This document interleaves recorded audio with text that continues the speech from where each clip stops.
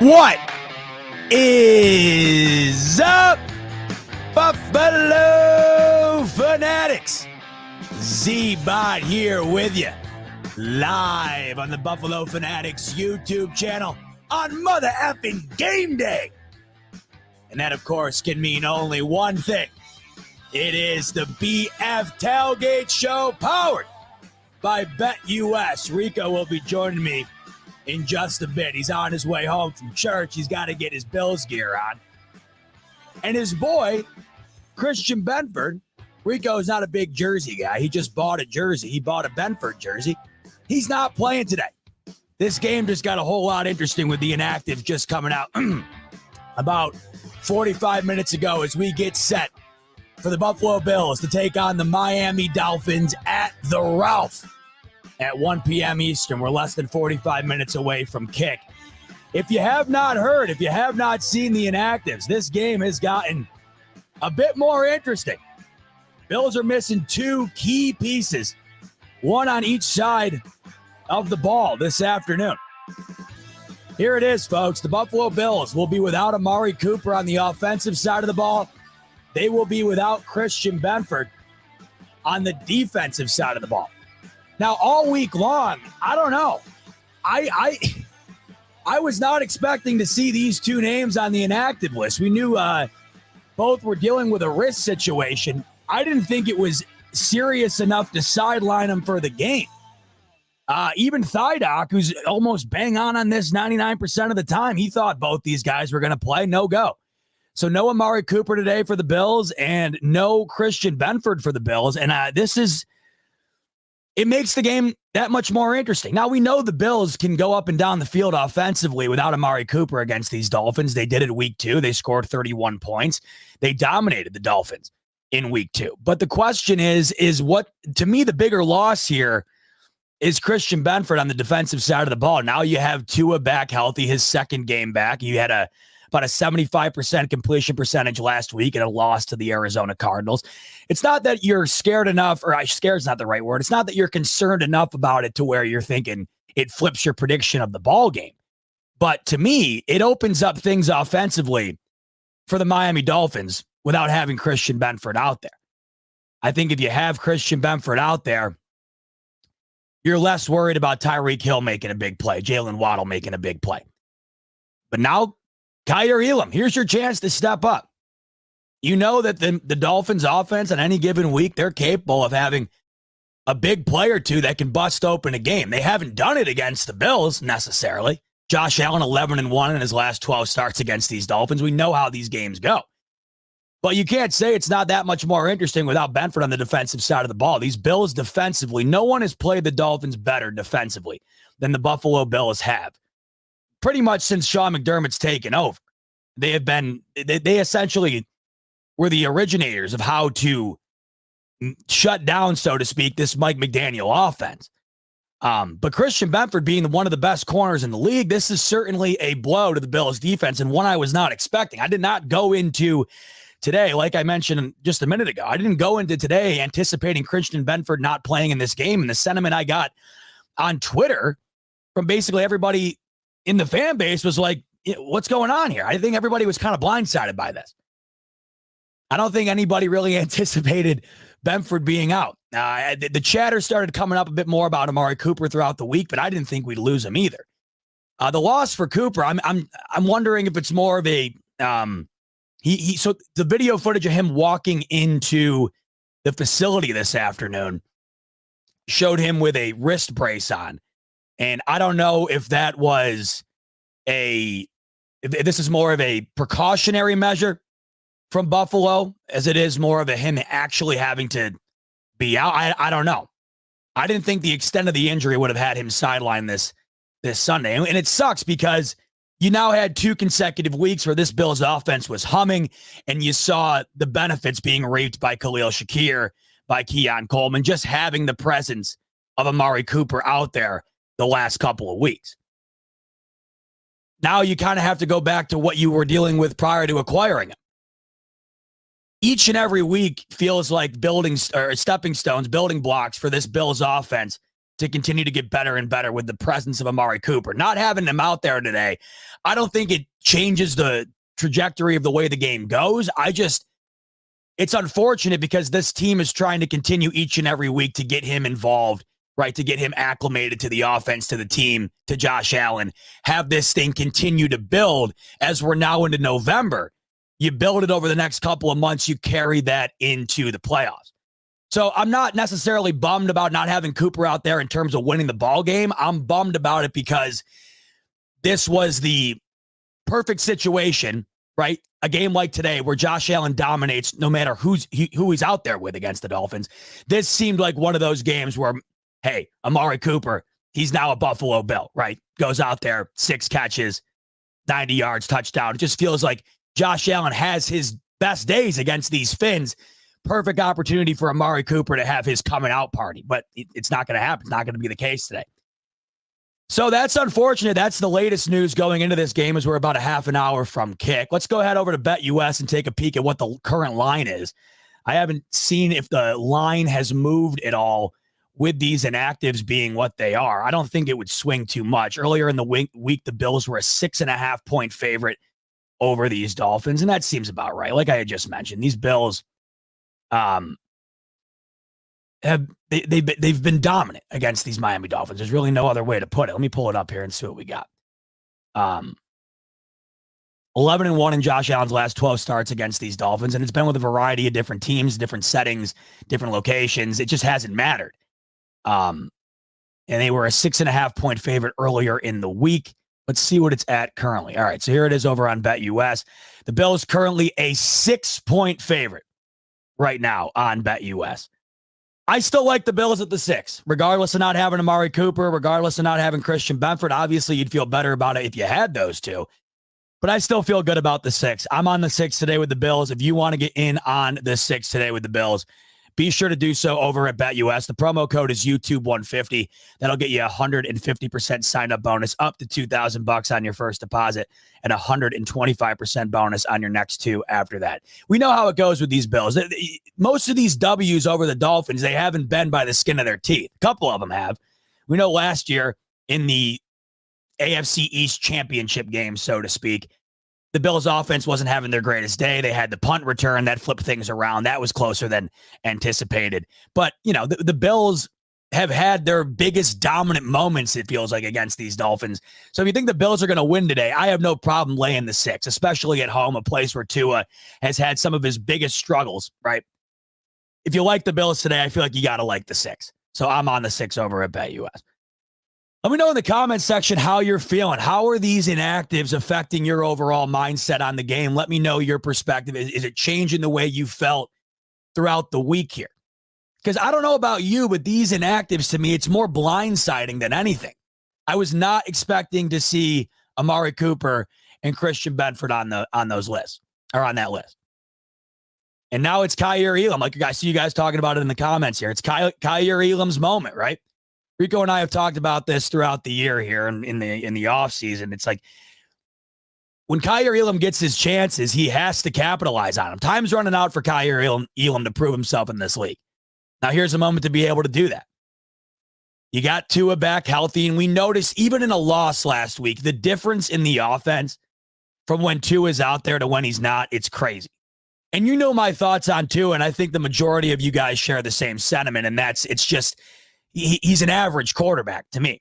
But when it comes to this offense, the way it's run under Mike McDaniel, that average presence, even though it might not be Josh Allen, Mahomes, Lamar, you name it, the way the offense is built, without Tua, they just can't function. And you saw that throughout the last month of football here. These Miami Dolphins were 32nd in the league offensively in terms of points per game without Tua. They were averaging roughly 11 points per game. I mean, let me just rattle off to you what these Dolphins were doing. So the Bills beat them 31-10. That was the last time we had saw Tua up until last week. After that, the Dolphins scored 3 points, 12 points, 15 points, 10 points. That was the Miami offense. And if you look at the opponents they played too, throughout that time, they played a Seattle Seahawks team who the Bills just ran out of their own building. They scored 3 against them. And you saw how much Seattle's defense struggled against Buffalo. They scored 12 against the Titans. Another team, the Bills, ran out of the building in the second half. They scored 12 points. 15 against the New England Patriots. 10 points against the Colts team that seems to allow everybody to score points on them.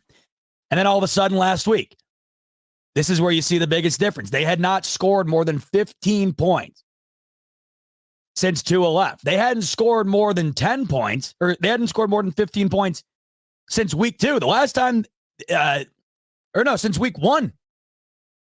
They hadn't scored more than 15 points since week 1 prior to last week. And that was against the Jaguars, a team the Bills put a 40 spot on. What did the Bills score against the Jags? 48, 47? So last week, the Dolphins put up 27. It was still in a losing effort. But when you think about it, it's a major difference. This team could not score without Tua Tagovailoa out on the field. But there's a couple things to remember here. The offense is significantly better with him. It's still not what it used to be. Even when Tua was healthy, right, the first 2 games of the season, it was a struggle against Jacksonville, 20 points. They were lucky to win that game. They won it in the end. Jacksonville kind of blew that game. And then they had the 10-point outing against Buffalo at home. And I know, Tua got hurt in that game, but we all know that game was in the bag before Tua got injured. So the offense will be in a better spot today than we're accustomed to seeing throughout the last month. I'm not necessarily worried about it. It gets to the point anymore with these Dolphins when the Bills take on the Dolphins. It just is what it is at this point until I'm proven otherwise. Until I'm proven the Miami Dolphins can go into Buffalo and beat them. I don't care if there's no Cooper, there's no Benford. As long as Allen's playing and McDermott's coaching, I'm taking the Bills against these Dolphins until I'm proven otherwise. Nobody has been more dominant in the league over a single team the last handful of years here than the Bills have over the Dolphins. I don't even know if there's a comparison. I don't know if there's one other team in the league that is on a run against a singular team quite like the Bills are on right now with the Miami Dolphins. So the offense is going to be a lot better today than it would have been if the Bills played these Dolphins 2 weeks ago. But this is it's still only his second game back, and I think people forget prior to his injury, this offense still wasn't looking great to begin with. I know it was only 2 games, but it still didn't feel like it was at that Miami Dolphins caliber in which they can be. A team like last year that scores 70 points against Denver. We know on any given week, this offense can open things up. They just haven't been able to do it against Buffalo in a way that's been, enough to win the ball game. This still is Tua's second game back. It's against a team that he struggles perpetually against. So I'm not concerned about the inactives. I'm not necessarily concerned about this game. Maybe that's a problem. It feels like whenever I'm not concerned, I'm given cause for concern during the game. So let's hope that doesn't happen. But these past 2 weeks, the Bills have been dominant. They have a situation in front of them today in about a half an hour to be able to be dominant again. I mean, let's go. The last few times these Bills have played the Dolphins outside of that last game of the season last year. I mean, they've been routing them. With that said, let's bring in my main man. See what his thoughts are on this whole thing. Brother? Yeah. Let me ask you right off the bat as we welcome in Rico. What's good? Were you anticipating to see Christian Benford and Amari Cooper on the inactive list today? Because I certainly was not.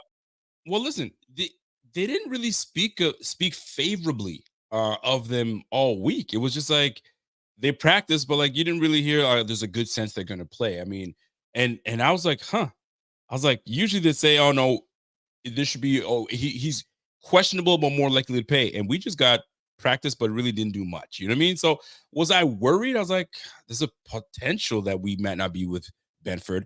I knew the Amari issue would be more of an issue because listen, any immobility with your wrist to catch the ball, to kind of take on that, especially catching passes from Josh Allen, it's going to be problematic. And if they don't really necessarily need, you know what I'm saying, our guy, Mark Cooper, listen, rest up. We're going to against the Miami Dolphins. They're reeling a little bit. I'm not saying it's going to be a beatdown, but I feel it's going to be beatdown.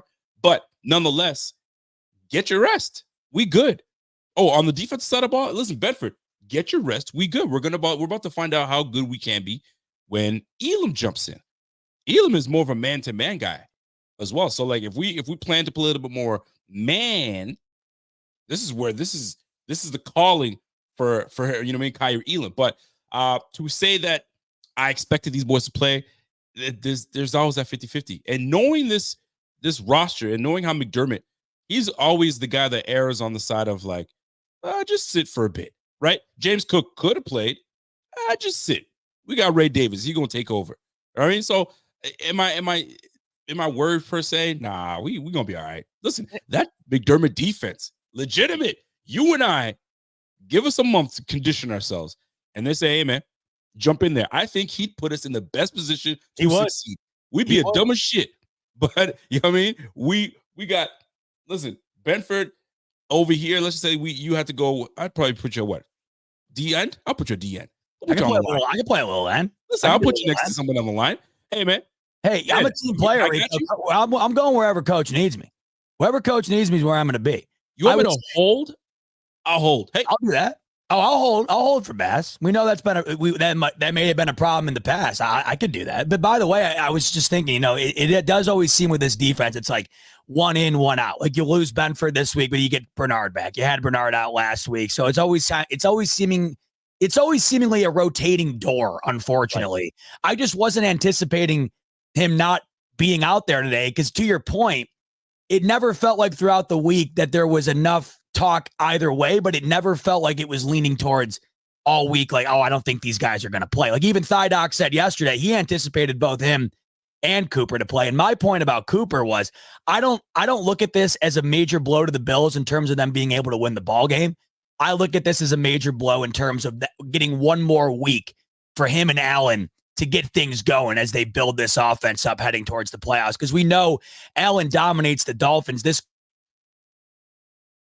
are things going to change week, and you build on it as you continue to go forward here. We've seen what this offense has been the last couple of weeks with him out there. So that's where my bum factor comes from, I guess, Rico, is I was just excited to see one more week of the evolution here. Now they're going to miss out on that. I hear that now. And I got to hit up Anna Michael Feaster says, Ingram starting hands down over who?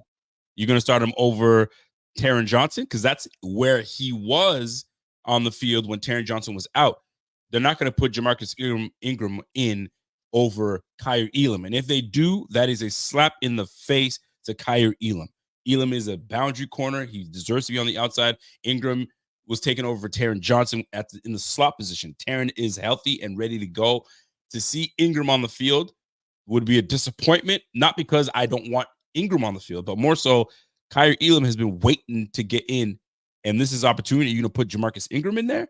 What a slap in the face. Hey, trade deadline 2 days later, yo, you might as well ship me out now. But that's not the case. He's going to get the chance to play today, and we're about to find out if he can come in and do well. And let me tell you this before we get onto it. Anytime that we've had Kyrie Elam play, he's been pretty solid in terms of contributing to the defense. Interceptions, we've seen it in the playoffs, we've seen it in the games, we saw it in the Pittsburgh game. The boy can play, and he's had time, I mean, to really marinate on that sideline. So now it's a matter of when my number's called, do you show up? And I think he's going to show up today. I think we're going to do well. I'm not worried about it. Schematically, Sean McDermott has taken away Tyreek Hill unlike anybody else has. It really hasn't mattered who's been out there, to the point we bring up every time they play him.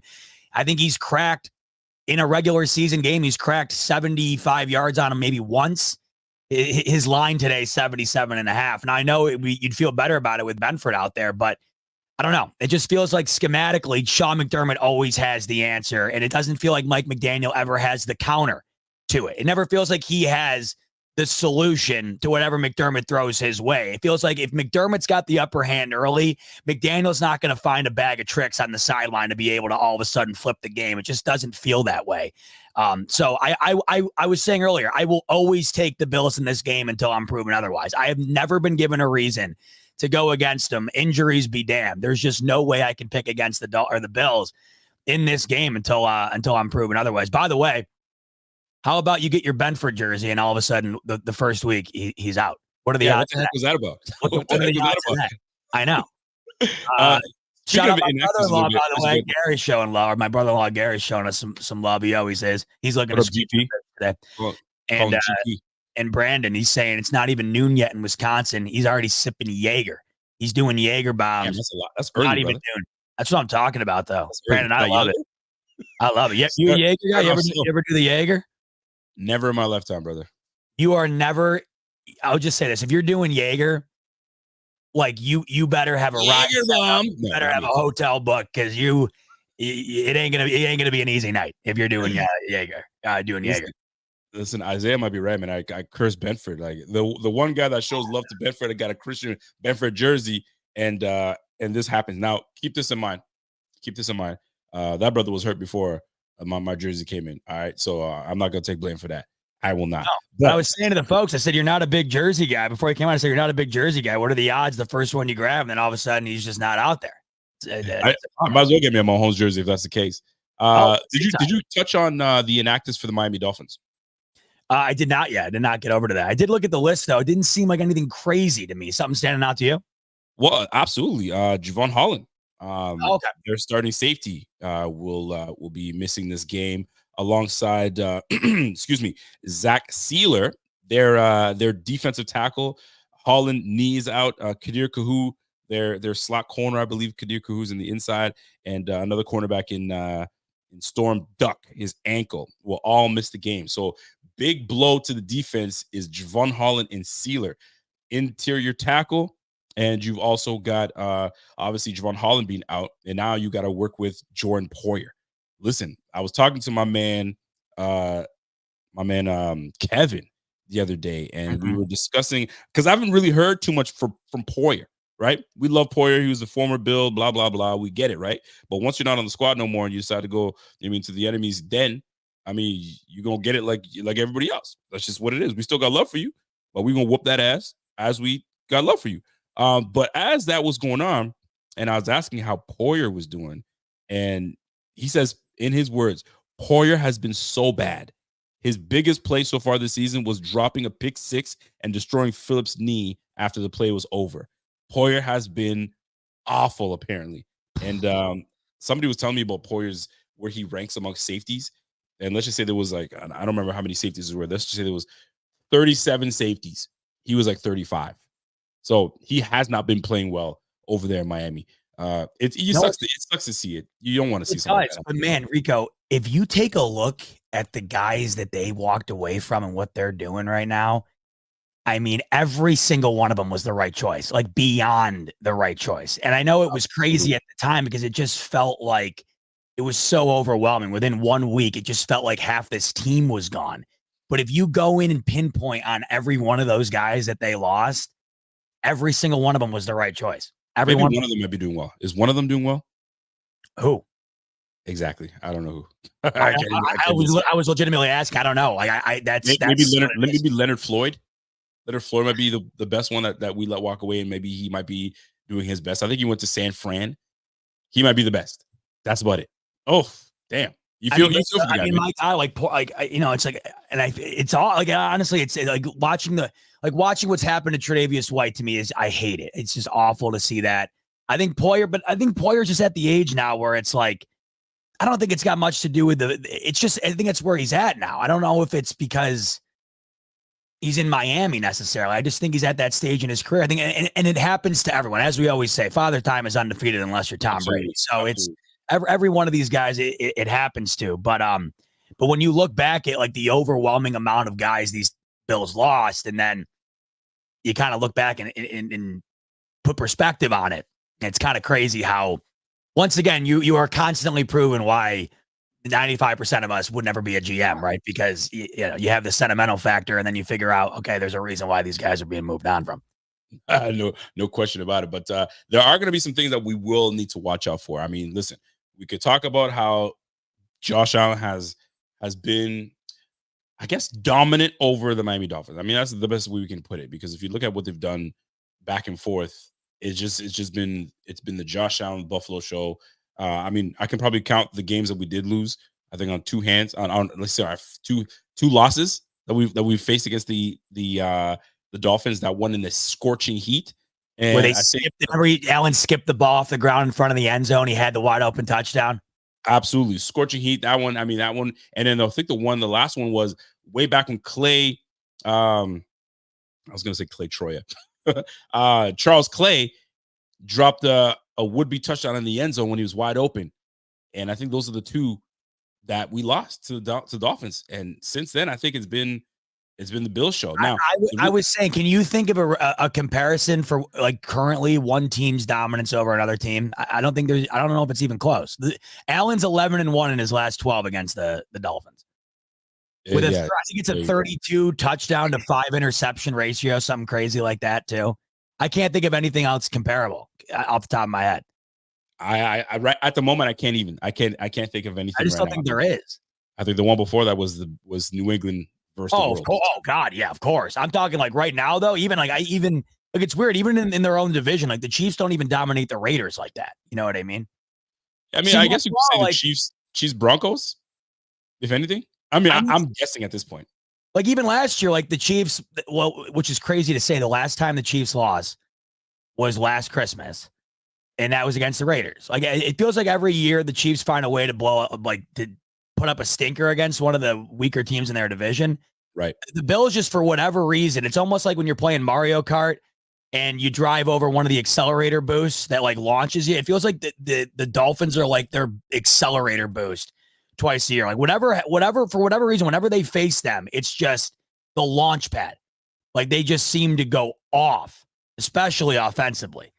And that's what I'm hoping to see again today. I want to be able to see that without Cooper because, man, I'm bummed about that, Rico. I'm just bummed because I was getting excited about the evolution of this offense with him just being out on the field. It is nice to have everybody. I mean, listen, we although we are going to be missing out on Benford, but we do, like you said, sometimes we feel like we lose one, then gain one. We lose one, gain one. We have Von Miller coming back, so we get a bit of a pass rush. So that should aid the backfield, the defensive backfield. So if we're getting the pressure, we're getting errant throws, we're getting rushed throws. So that allows us to kind of have the opportunity to jump in front of one and bat down and get in position. So, I mean, listen, man, we can't have it all, baby. We can't have it all. There's going to be some days where we're missing some guys, but this is where, and funny enough, the times that we've missed guys, this is when we've seen other guys step up and become a household name, right? When Milano went down, we're like, oh no, here comes Bernard. We don't know where we're going to get a Bernard, and we love Bernard. Bernard has done his damn thing. So we got to give him some love, man. We got to give him some love. Oh no, Poyer's gone and everybody gone. Oh, here comes Hamlin. Listen, DeMar has been serviceable. Sure. We haven't been saying, yo, get this guy off the field. He's been serviceable. So these are the times where you have guys step up and they show what you can do. So kudos to what the depth of this team has been able to do for us. So good on them.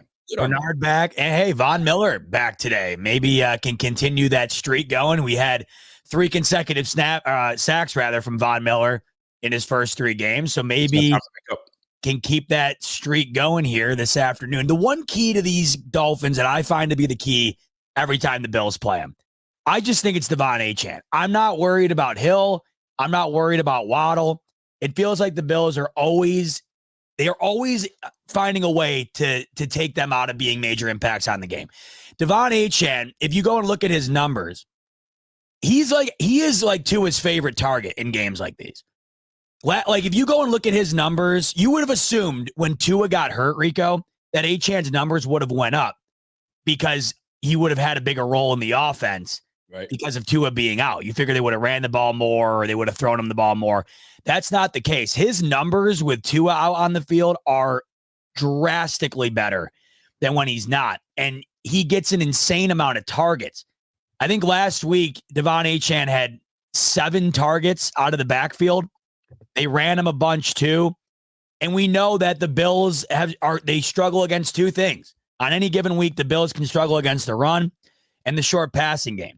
So to me, it always comes down to Achane. I'm never worried about Tyreek Hill in these situations or Waddle because I have enough evidence now against them with these Dolphins to where I feel comfortable in McDermott's ability to mitigate their impact on the game. To me, it always comes down to Achane. He seems to always have a great day against Buffalo, even if they don't win, Rico, which they haven't. Achane always seems to be a major focal point for the Dolphins offense in pursuit of trying to put points up. Well, listen, A-Chain versus the Bills. In I believe the games that he's played against the Bills, he's got 40 attempts for 253 yards and 3 touchdowns. Hmm. So he's definitely someone that we have to account for. And defensively, if we're being real with each other, although I don't think we're as bad as some folks might say, but the numbers say otherwise. But that is a compartment on this team that we always find ourselves giving up a lot of yardage and giving up big plays to certain running backs. And Devin Achane is no slouch to it. He's going to be problematic. So in order for us to get on these Dolphins, we got to stop these guys up front. And this O-line hasn't been the greatest, the Dolphins O-line, but they're not horrible either. They've allowed for big lanes and big runs for guys like Devin Achane, a guy that's a home run hitter. So we have to get ahead of it, stop him in his tracks before he gets going, because in second level, problematic. I do not expect DeMar to chase anybody down. Ain't no way. Taylor Rapp does not have the foot speed to chase anybody down. So we've got to get these guys within the front 7. He gets into the depth of our defense, into the meat of it. It's going to be problematic. It's going to be a long day for a Bills defense. So we've got to get ahead of it. Trenches matter. That's exactly what it is, man. We got to get in the trenches. We got to disturb their peace and get up in them guts and stop the run. And that's what it comes down to. Because we give them a little bit of wriggle room. I mean, it's problematic. They're gonna do it to us. How much does the desperation factor of the Dolphins season essentially being on the line factor into this game for you? Oh, that's a great question. Because if they lose today, Rico, they're 2-6. The Jets just won their pass game, and I believe they still have to play the Jets twice. Yep. So they lose today. I mean, it's already bleak right now to begin with. It's extremely bleak, but a loss today, 2 losses in the division, still having to play the Jets twice at 2-6. I mean, it's almost lock it away, throw the key out the window. How do you feel about that? Well, here's the deal. They still probably have life, because we were talking about it last week. How many 2-6 teams were in it, right? The Dolphins were amongst the 2-6 teams. What are they? 2-6 or 2-5? I think they're 2-5 right now. They had their 5. So they still feel that they're in it. So this game here is very much we need to win this game. I don't care how anybody wants to look at it. They're going to be putting everything up against us in order to win, especially this is a division game, and they're sick and tired of being pushed around by Josh and Bills Mafia beating up in their faces all day. They get sick of it. So they're going to do everything they can. So I honestly feel that they still feel that they're in it. Like the Jets had a 25% chance to make this, and they needed that game against the Houston Texans, and they won it. What do you think these guys are going to do? They're going to be all over us today, man. They're going to try to at least. So I think they're still fighting to see if they can make a wild card game, man. If they won today, for instance, like the Chargers, if the season ended today, would be in at 4-3. The who? The Chargers, I believe. The Chargers. Right? 1, 2, 3, 4, 5. Yeah. So if they won today, just for instance, they're really only like a game that it is wild. Like the bottom of the AFC is a cesspool. Like, look at this down here. Nasty. Look at the amount of 2-win teams right now. Nasty work. There's a ton of them. And then you got the Jets and the Bengals hanging around with 3.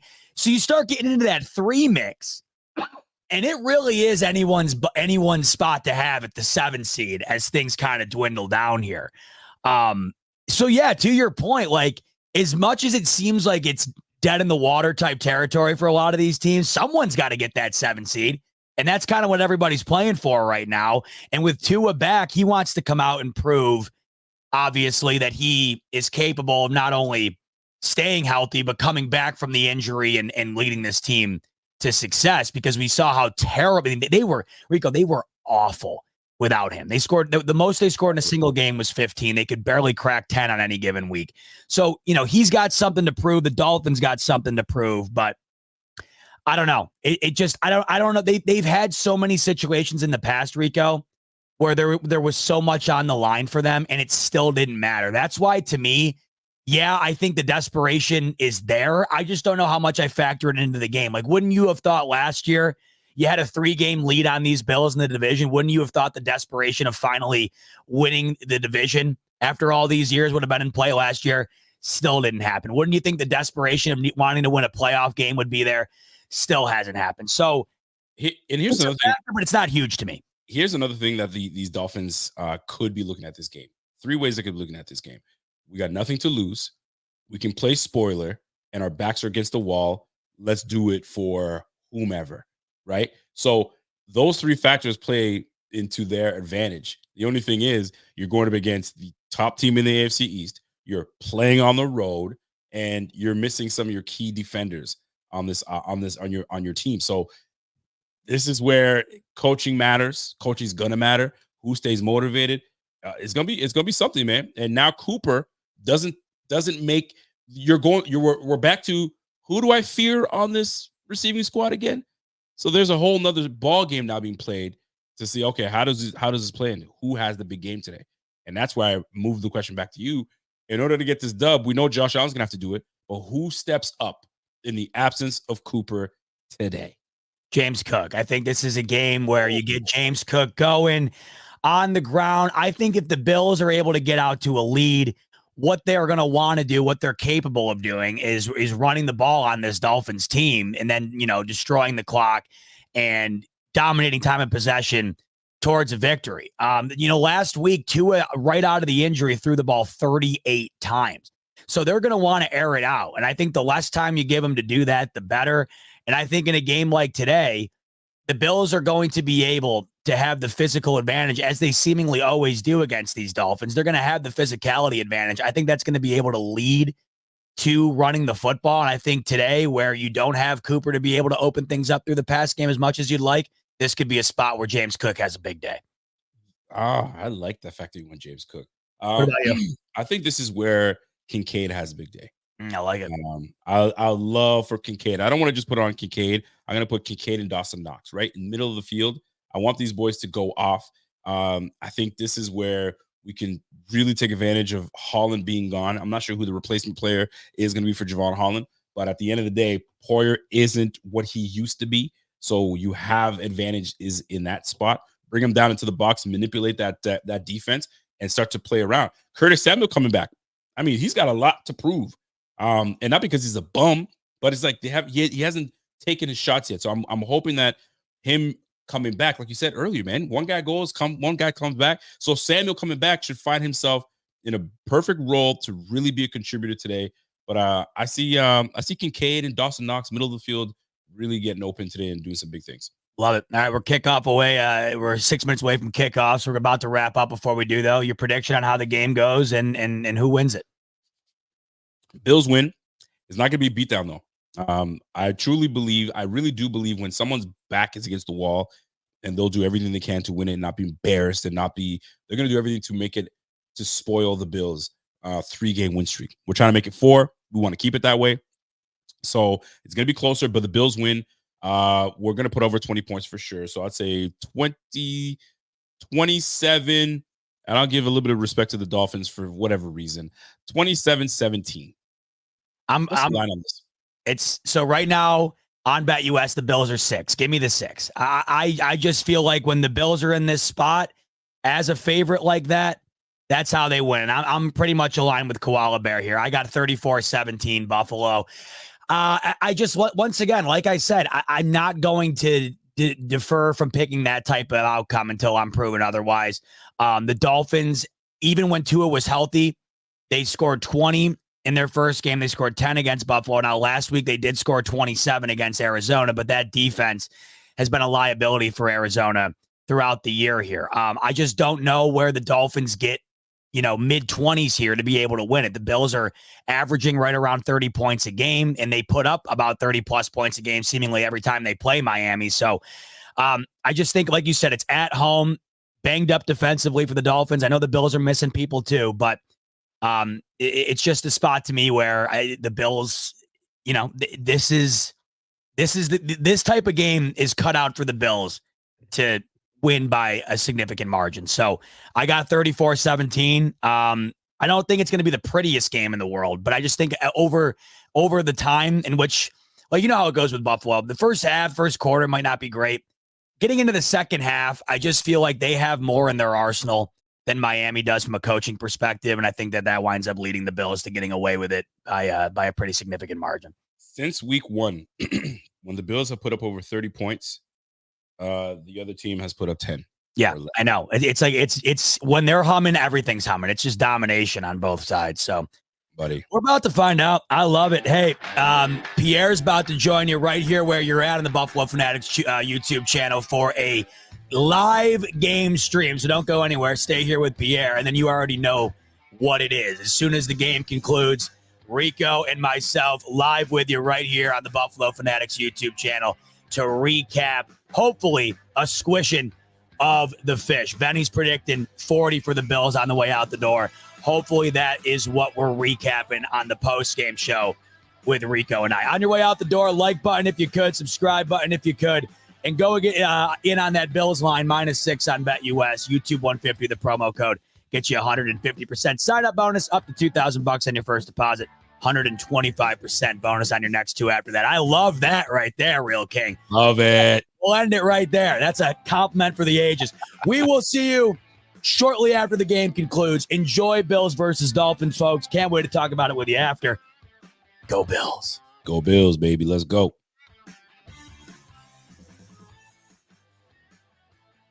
Yeah, buddy. You feeling good today?